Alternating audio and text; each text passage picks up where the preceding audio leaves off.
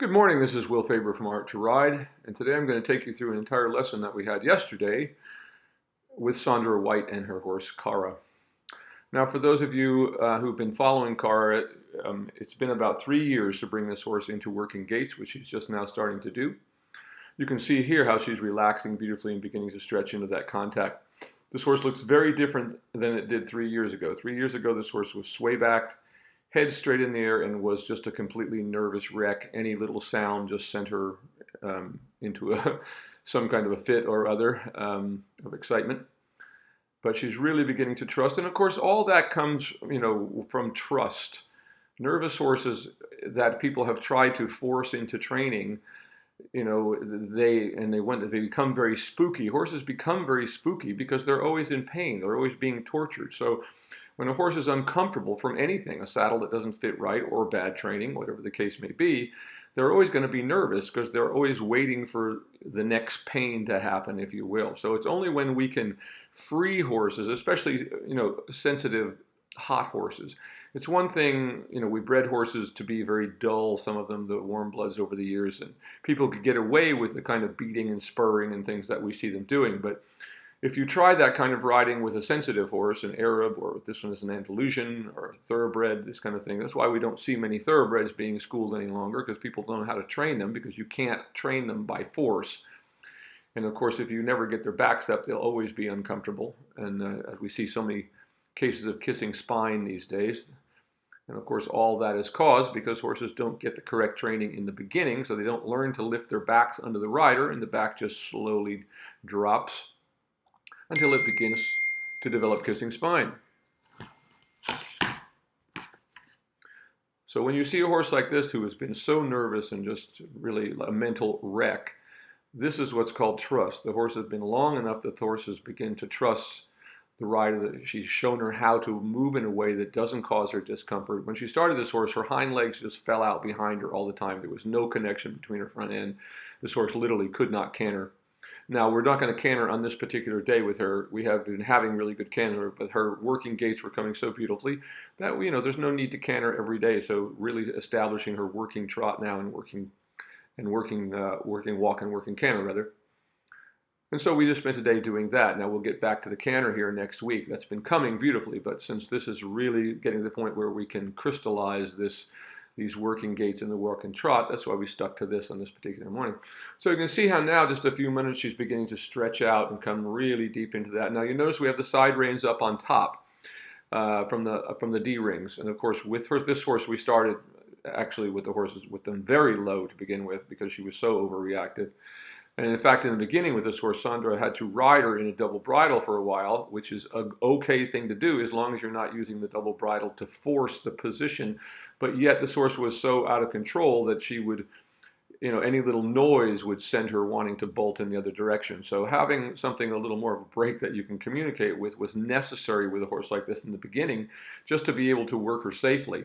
Now you notice that now she's just in a normal snaffle. So that should be the goal. They used to refer to the double bridle as the master's bridle. That was how they used the double bridle to teach the horse lightness to the snaffle. But we've gotten away from that now, and people think of the double bridle as only being something you use for upper level horses. It really should kind of be the other way around, and if you are a master rider. But if you're not, of course, you have no business with a double bridle in your hands at all. But most of horses can come around without that. But once again, as I said, with a horse like this who was so nervous that she would want to bolt at every little sound, well, you have to be safe in the process, and you have to be able to short circuit that, because the horse gets away with that a few times, and then of course it just starts doing it all the time. So once again, you see how now this horse has reached the point where even though she might bring her head up here, she gets a little excited for a moment, figuring out what. But if you notice her back end, even when she brings her head up, it doesn't fall completely out behind her. This horse used to go with her hind legs just falling out behind her all of the time. So now we see that if she lifts her head, there isn't that much difference. She does hollow, and they're not as engaged as they were. But compared to the disengaged kind of thing that we used to see, this is a huge improvement. Very nice until we get her back into that big stretch again. And you notice how beautifully this horse's body is filled out. And notice when she comes around, when you see the stretch, how thick the base of her neck now is beginning to look. When she started this horse, her neck was really just pencil thin. Almost nothing there at all. And she keeps bringing her back to the walk just to reestablish that. Always remembering that lunging, the point of lunging is to teach the horse quietly and give it time to warm up its muscles correctly before we get on it. Once again, especially with a horse that's had a drop back, we have to be very, very careful, because when we get on them, if they can't lift their back, they're not ready to be ridden. Now, fortunately, this one has gotten to that stage where we can.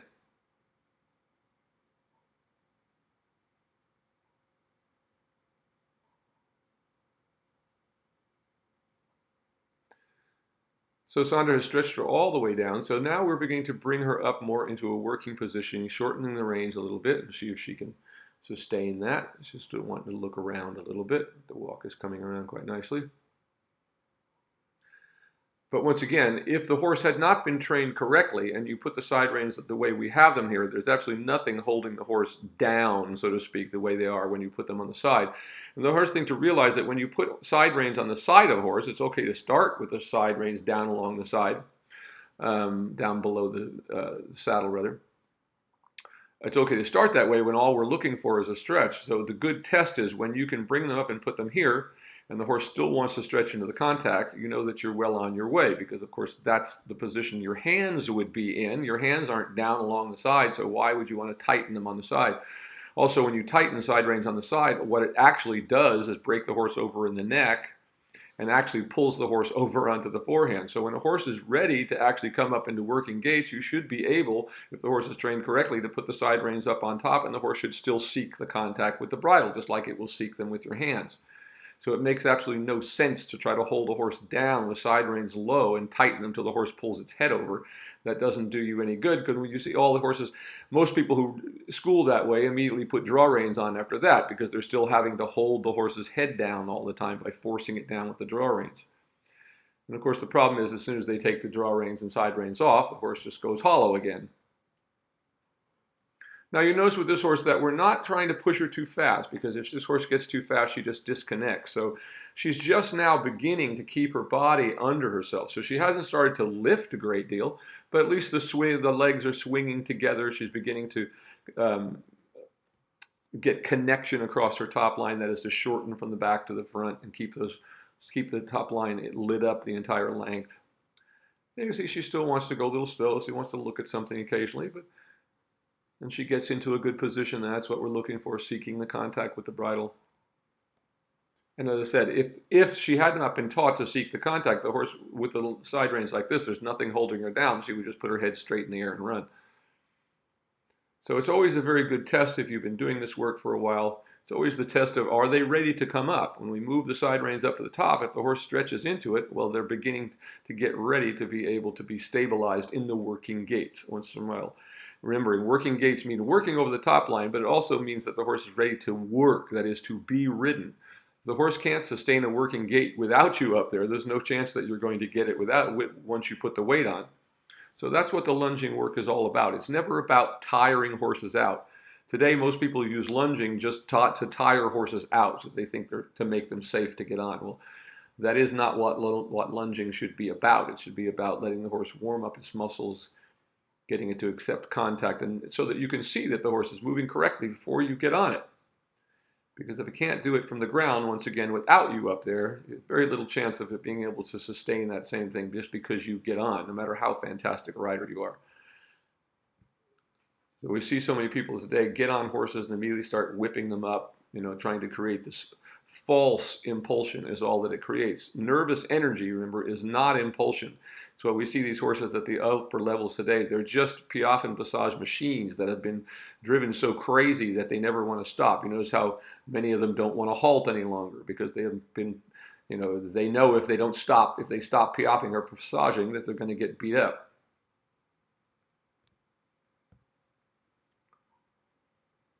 I'm seeing people now also talk about in these horrible performances, oh, that's the pressure of being in front of an audience and this kind of thing. Well, these horses are going Grand Prix, folks. If they're going Grand Prix, they should have been going to horse shows and big ones for many, many years.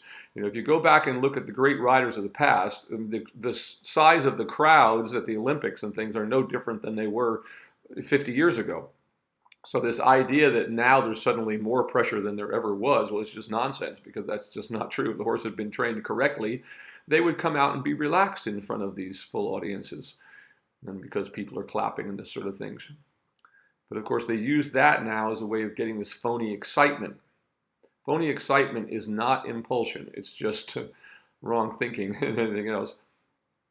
Impulsion is energy that you can control easily, that flows through the horse, that you feel like you have control of that flow that you're riding. And that's why horses get light and get in what we used to call self-carriage. We still call self-carriage, but now people are calling self-carriage when horses are broken over in the neck, their chins pinned to their chest, and they're saying, oh, look at this, it's self-carriage. Well, that's not self-carriage at all. If you're holding the horse against the reins while you're riding the entire time, you are not doing self-carriage, and nor should the horse be able to go at an upper level.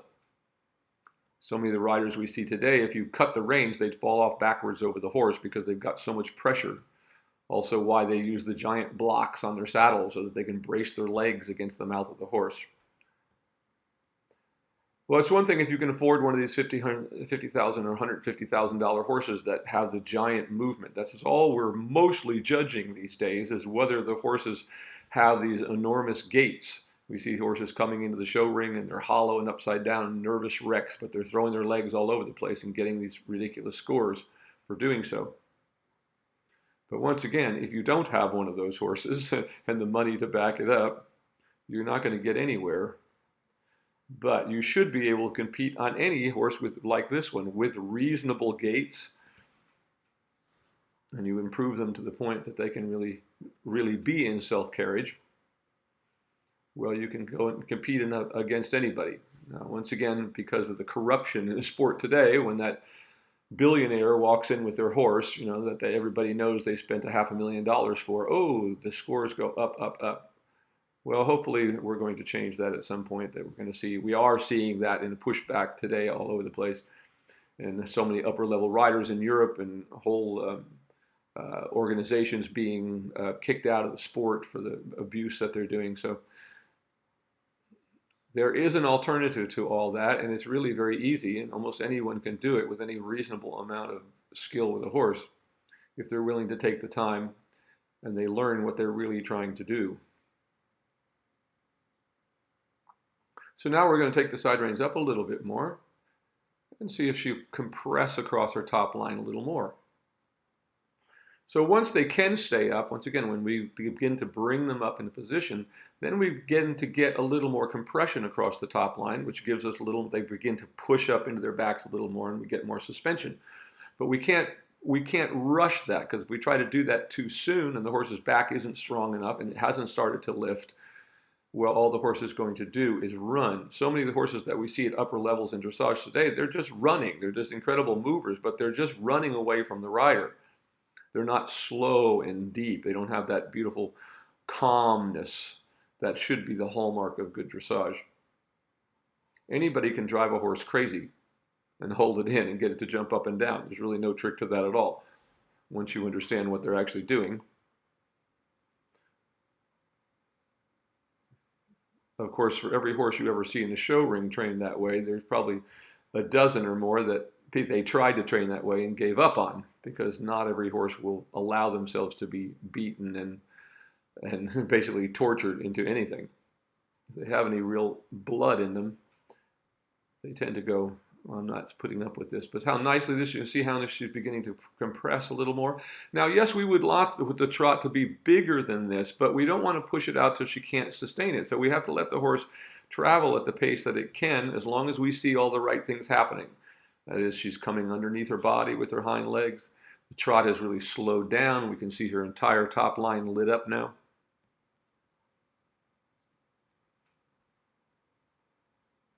This is looking really good. So when you can get this, then you have a chance of being able to get the same thing on top of the horse. But if it can't do this from the ground before you get up, you have very little chance of succeeding.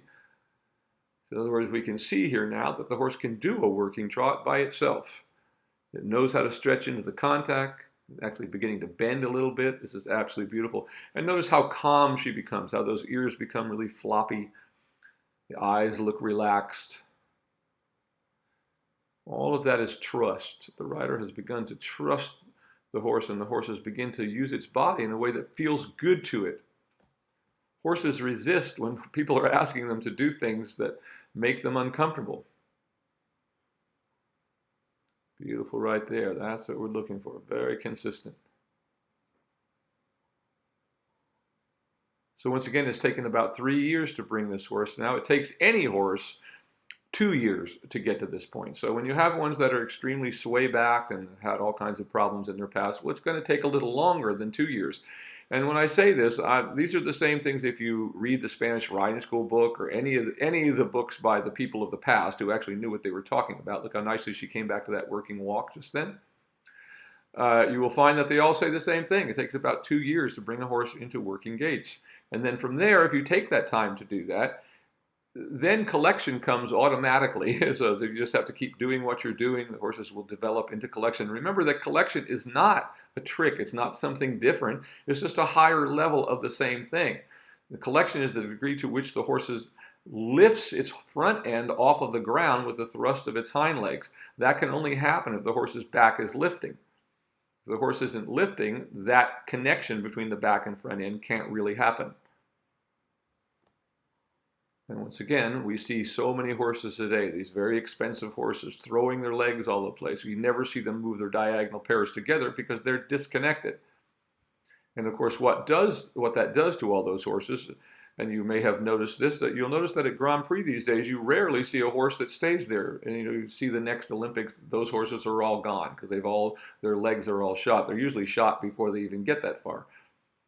But they keep them going now, of course, with all of these drugs that they have now. And of course, they have legalized drugging because it's legal to inject horses in the joints at horse shows. You can't give them 2 tabs of bute, but you can inject them directly into their joints. So they basically have legalized drugging at horse shows. Anybody notice how full all those needle dispensaries are that they have, in the barn aisles these days? Go to any horse show. They're usually overflowing by the end of the first day. Well, that's how many horses are getting needled at these horse shows. Coming back, really nice working look, how soft the neck is. Now, yes, we would like the walk to be a little bigger than we see it here and begin to swing a little more, but really, that's really very nice right there. She's able to stretch into that contact and keep that connection. How nice her neck look when she comes around there. And once again, you look at the base of this horse's neck. 3 years ago, this neck was about as big as my arm. So this is absolutely beautiful, and once again, it shows that this horse is now developing fully into working gaits. So we can expect to do the same thing, or hope to do the same thing from the horse's back.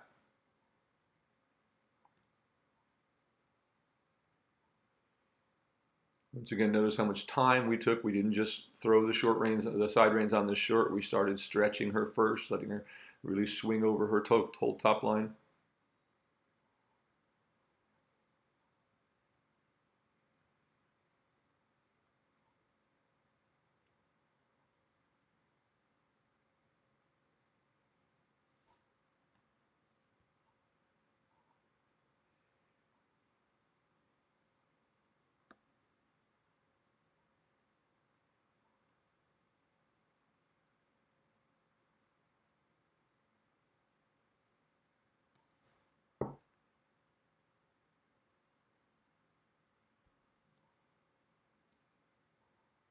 Once again, we see there's still a little irregular to this. Once in a while, she loses her step a little bit, but this is exactly what we're looking for, and we can build from here. And once we get that correct movement, then over time, in the very near future, we'll be asking that swing to get a little bigger, and she'll begin to lift up off the forehand more. Once again, collection is the degree to which the thrust of the hind legs lifts the forehand off the ground. It has nothing to do with shortening the stride. Most people today think that collection is pulling the horses in and shortening the horse's stride. That is not collection. That's just shortening the horse's stride. So when we get real collection, the horse lifts itself off the ground and all the gaits become rounder in the movement. And they lift themselves a little higher. So in other words, what we lose in forward swing,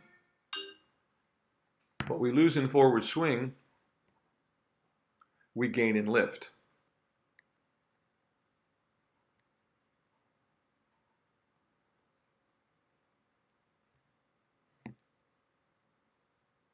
Now this is really lovely. So when you see that you can achieve this, then you know that you're ready to begin to think that you can do this from the saddle as well.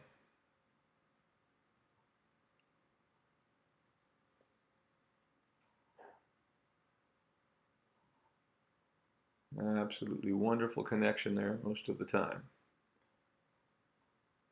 And of course, how completely relaxed this horse is.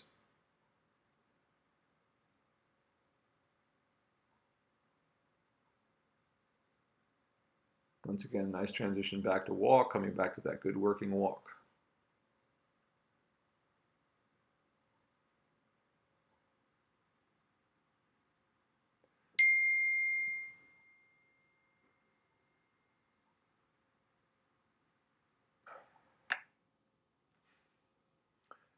So now we get on and see if we can do the same things. Nice that she stands quite quietly forward to get on.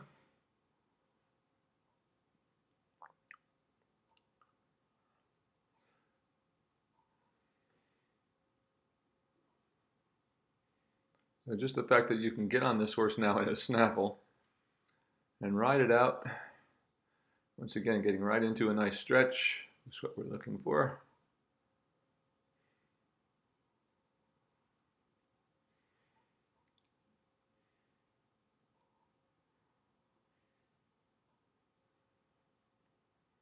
And of course, exactly what we'd like to be able to do when we get on to warm up a horse is get on and go right to the stretch. Stretch it out in front of you. Be sure you can feel the back swinging coming through. Now, of course, with this horse, just like with the lunge work, we would like their step to ultimately be a little bigger than it is right now. But we've got to work with what we've got at the level that it can work correctly. So if we try to push for too much, then we lose it. And horses need to be trained by improving a little. I always like to think of it, I like to make just a little better every day, a little improvement on something every day. We make a little improvement every day, pretty soon we have everything there. But if we try to do it all at once, unfortunately, it doesn't work. You see, you have a little problem there and comes up, lost her footing there a little bit, goes right back into the stretch again.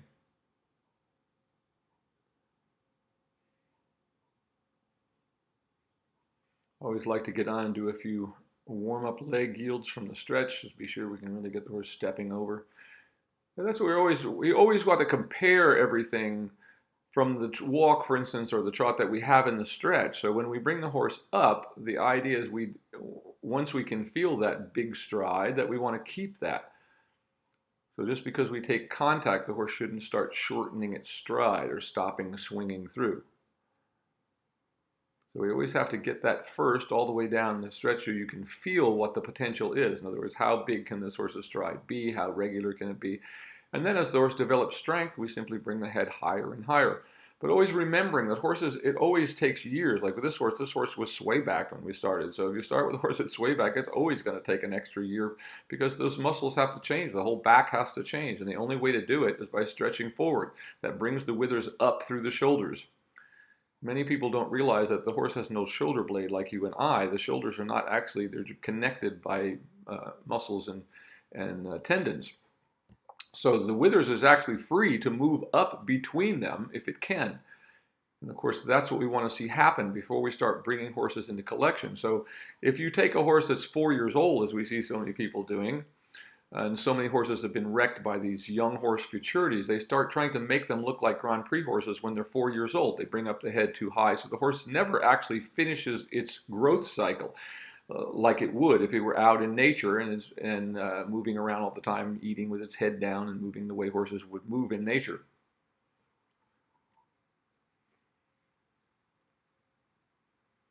So, once again, when we raise horses in little pens, people don't realize how they really kind of turn into couch potatoes. That horses, that aren't getting enough work, young horses that are raised in, little 1 acre paddocks or even smaller. I've seen people try to raise horses in 24 by 24 pens. Horse gets to be 4 years old and there's no horse. Horse has no top line because it's basically been standing all its life. So when we encounter those horses, it takes us longer to train them.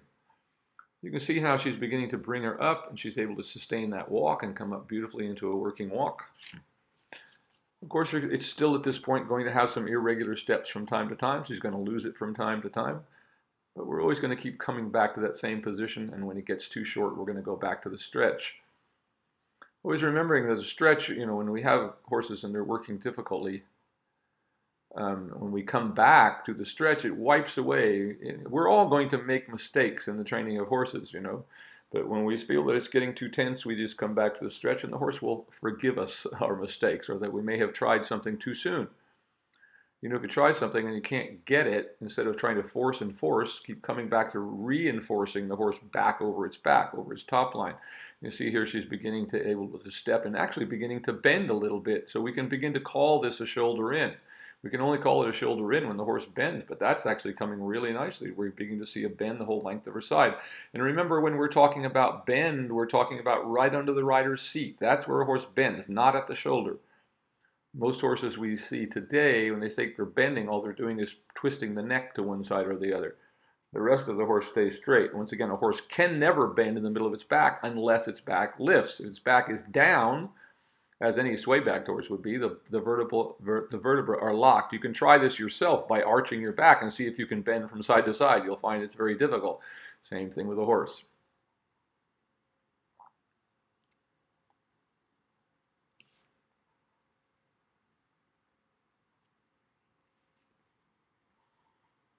The fact that this horse can walk around the arena like this, it used to be you couldn't get down one side without her having a conniption about something.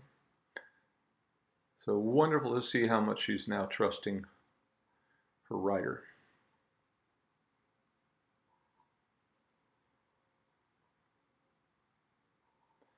Now you'll see in this direction, her shoulder in is a little bit more difficult for her than it was the other way.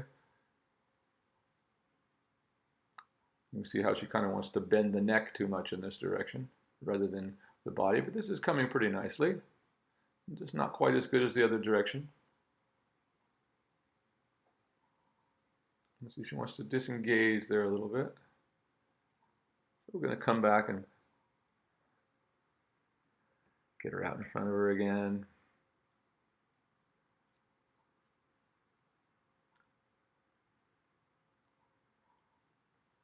Just coming back to a more even walk. Coming back to a stretch a little bit, getting that feel of her stretching into the contact.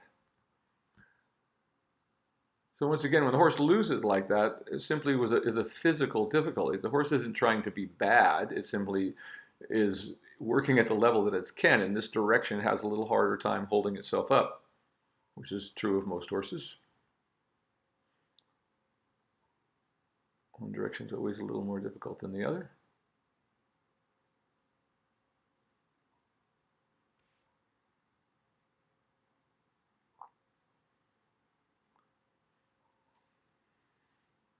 And coming back to that stretch again. Like that. So whenever we feel that it's getting too tight, the horse can't quite get what we want, instead of trying to force that to happen, just come back to the stretch, reignite the muscles again.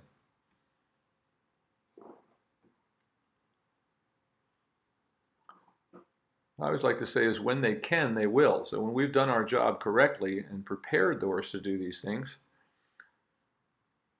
when they're ready, they will. As you saw the shoulder in rather in the other direction there, came really beautifully. It was no problem at all. And so we didn't repeat it because that was the best she's ever done. Whenever the horse does anything that's the best it's ever done, we'll move on to the next thing. Too often people get hung up on doing one thing and they just do a movement over and over and over again, trying to perfect it until the horse just gets frustrated and loses its desire to do it at all.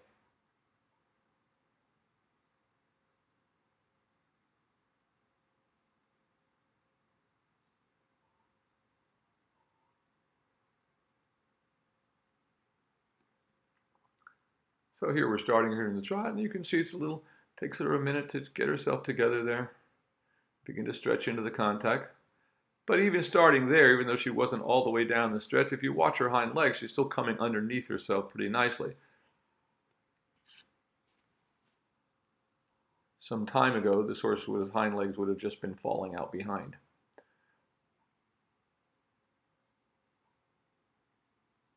Now, what you would also hear, you could, I've turned the sound off in this so I can do this voiceover, but when she started this horse, and the horse kind of paddles a little bit in front, you would hear her just slapping the ground with every stride as she drug herself along by her front end. Now you don't hear that at all. Very nice. Now she's beginning to find that working position. So once again, we didn't expect it to just be there instantly, and we didn't worry about the fact that the transition wasn't great. Because transitions, if you worry about the transition, you're just going to frustrate the horse. We want to get it, once we get the horse so it has a good working walk and we get to where it can have a good, consistent working trot, pretty soon the transitions just take care of themselves because the horse can do the two things that it's asking at either side of the exercise. But really nice here, really softening into the bridle very nicely. Keeping the head out in front of it, and that's about where it could be with this horse. Now, a year from now, the head and neck will be much higher, you will see on this horse, as the withers comes up more through the shoulders and the top line gets more defined. And you can see how when she gets her head too high, she kind of loses her back end for a second. Right there, she's connected. That's really quite nice. And once again, we want the trot ultimately to be bigger than what you're seeing here, but we've got to start where it can connect. And over the time here, it will begin to open up and become a little bigger and a little more expressive. But for her, this is fantastic, just to settle into a working gait like this. There, very nice. So for her, that's pretty fantastic.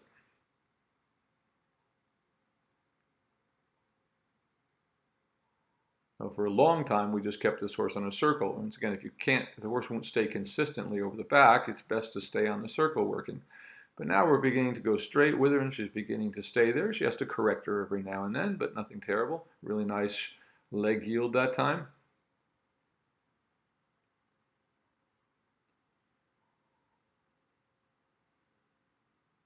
Beautiful working trot here for her today. Once again, it's going to develop and even be more expressive as time goes on. But you could say now this horse has a working trot. Nice and even and consistent. When you watch these upper level horses going today, I want you to watch them all very closely and see if you can't see that most of them, the hind legs are trailing the front end. The front end is moving before the hind legs.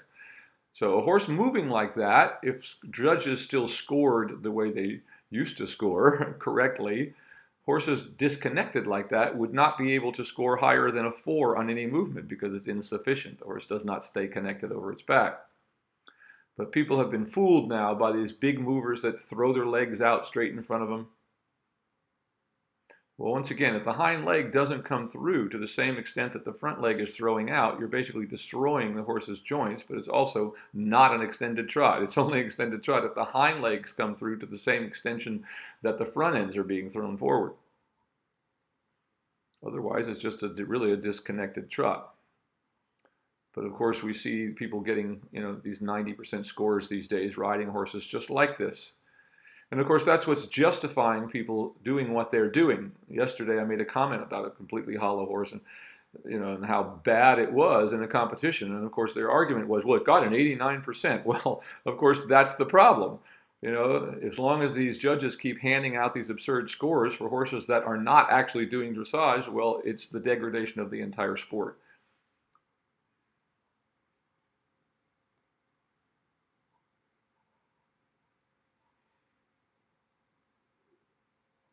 Really nice how she stretches into that. Really nice there. So in the beginning, we come back to the stretch. As soon as we feel the horse getting a little tight or we want to improve the swing a little bit, we come back to the stretch for a moment. As the horse gets stronger and stronger, it's able to stay up longer and longer.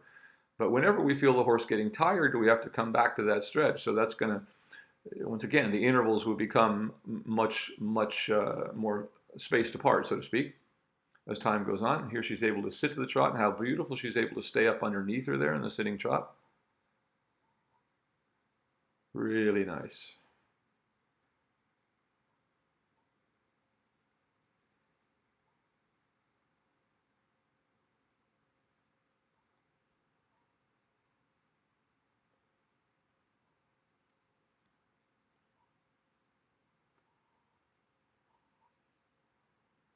The fact that she can now just go around the arena and maintain that position is pretty great.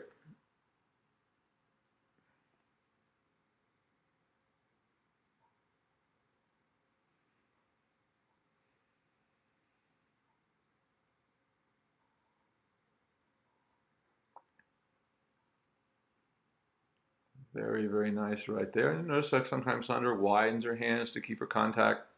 That's all okay. You know, so many people have gotten this idea from riding instructors screaming at them that if you move your hands, you're somehow not riding right. Well, when we are developing horses, we can do many different things with positions of where we have our hands. Out to the side like an open leading rein, lifting them up a little bit. So we don't expect to be able to sit with perfect equitation on a horse that doesn't equitate perfectly, if that makes any sense. We have to do some adjustments here. Like you see here, she had to open her inside rein a little bit. We're moving off of there.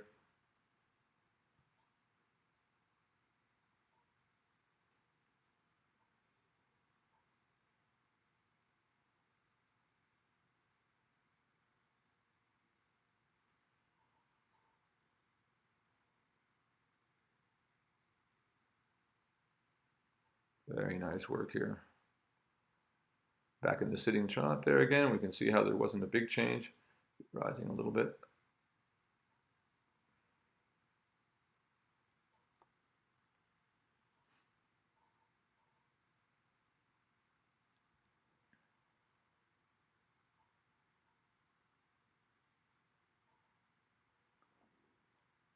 And now she's doing a leg yield from the center line.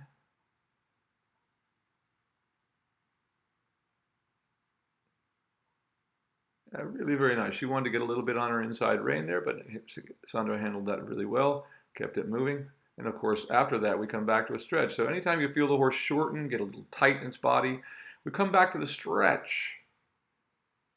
So again, that also brings blood back into the muscles as the muscles swing. Remember, a muscle that's tight that's being used has very little blood flowing through it. So we have to keep letting the horse relax over its top line to keep the nutrients coming back, the oxygen coming back to the blood. Try yourself to see what happens when you start doing some difficult exercise and hold your breath. Well, you can't do it for very long because you run out of oxygen in your blood to keep the muscle going. Horses are no different than humans when it comes to any of that. Anything that you ever learned about working out yourself, if you learned from people who know what they're doing, they should have taught you to stretch before you begin, do light work as you work up to the hardest work you do. You don't just go kill yourself. Of course, the result, kind of like dressage, that we saw people back in the 80s, and you remember aerobic dancing and all these kind of things that became very popular, high-intensity aerobic exercises. Well, most of the people, let's say I know quite a few people who taught that when they were at that age. They all had to have their hips replaced, knees replaced. So that kind of high-intensity movement will destroy your joints, which is what it does to horses. Once again, why we see all those needles at the horse shows, because they're injecting the joints all the time, trying to keep the horses going. As I said, they have now legalized drugging if you can afford it.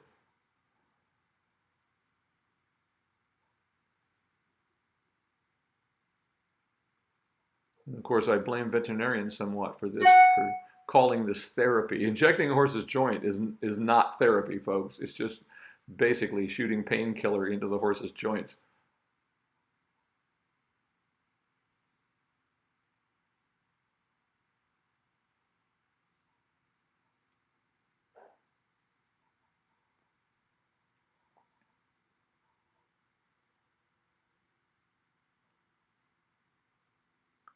And changing directions, once again, we go through the same situation, letting her go back into the stretch again, finding the biggest swing we can before we try to bring her back up again. Really nice. And notice that every time she gets the big stretch, always watch the back end of horses. When the horse is going to stretch, and you'll see how the hock starts working more actively, taking a deeper circle.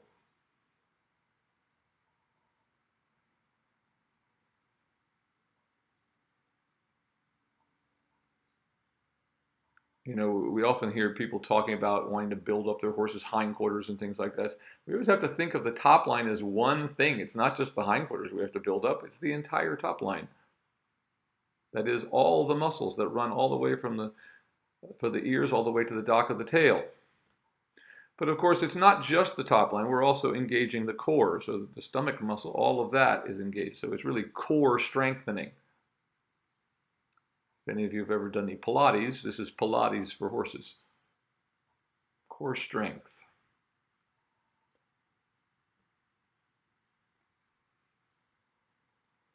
But with a horse, you have to understand that the back has to lift. It's not, we see horses that people think they're engaged because their bellies are all brought up, but the backs are still hollow. So you can certainly make a horse kind of aerobically fit to the point that they look like that, but that does not mean that their backs are up just because the further back part of the gut has been pulled up excessively. That's also a sign that things are going wrong.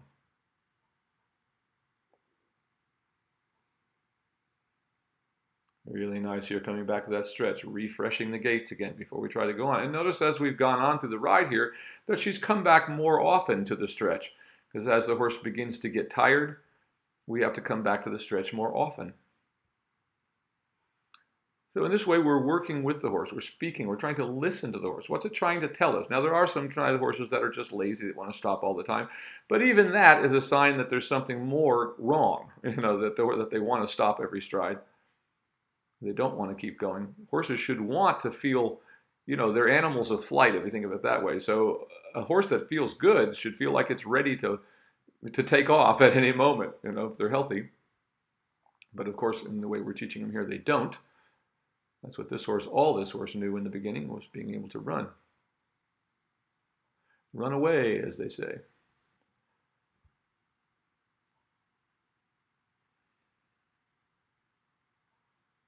A little sitting trot coming straight. You see that's a little more difficult for us. I like that, really nice. You see how she's seeking to lift her back. You can almost see her lift her back under the rider right there.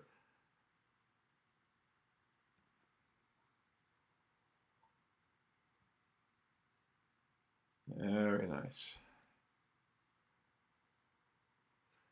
So this is a horse that is ready to start working. We let her stretch out again. Now we're just going to work on a couple of transitions here at the end of this, just to improve them a little bit. So we're letting her stretch out again, but you can see now how she's starting to get tired. The walk is looking a little heavier footed, so to speak. So we should know that when we start feeling that, we always want to take a horse a little further than what it wants to do. We never, and this is a point with people who want to baby their horses a little bit too much, that as soon as the horse acts like it wants to stop, they let them. Well, you never want to do that, because then they will take over control. We have to remember that they are living creatures, and they will school you if you let them to some degree. But trust is that thing of them knowing when they start to get tired, we work a little more, but we're not going to keep going and going and going until you're miserable.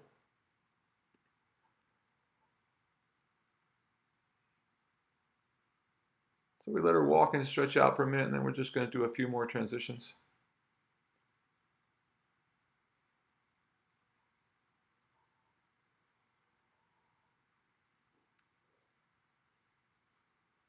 The main thing to take away is also just notice how pleasant all this has been. There's been no, moment of anger or frustration. People are frustrated when they don't know how to train horses. They think the horse is doing something against them, that they're doing it on purpose. Well, nothing could be further from the truth. If we ask them correctly, that was a pretty good halt there. Stop, a little strung out behind there, but not bad. And once again, this is something we're just beginning to work on. Come back and reestablish the walk again. And a good thing to work on at the end, since it doesn't require a great deal of impulsion here, just to have her step up and halt a few times. And notice how nicely she will soften to the bridle there.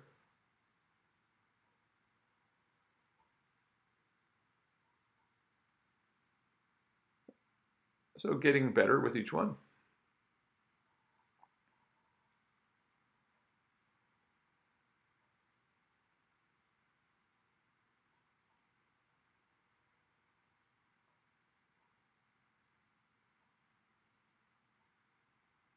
Wow, now see how the hind leg wanted to step forward that time? So that's all I needed to do. And it doesn't have to be perfect. She doesn't have to stand still. She just kept her back more engaged. Notice how she's standing now is more four square. Not perfect, but way better than it was. This is Will Faerber from Art to Ride. I hope you've enjoyed this ride today. Sandra's done a wonderful job with this horse. Thanks for joining us.